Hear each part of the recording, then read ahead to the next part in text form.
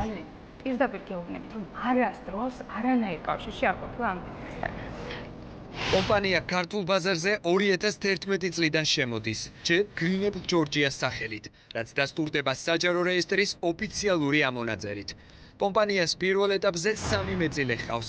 ბექარ მიქუჩაძე, ვალერი ცერცვაძის ცოლის ძმა 33%, ვალერი ცერცვაძის მამა მურთაზ ცერცვაძე ასევე 33%. ვალერიან ცერცვაძის ბინა იყო იპოთეკით დატვირთული აიტექნიკის სასარგებლოდ 2016 წლის მაისამდე. მოგესალმებით, მადლობა გიხდით მოწვევისთვის.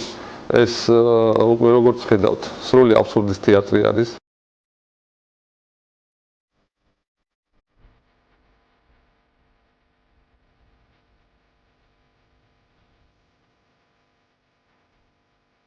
გამოსკიცებულებები ჭირდება.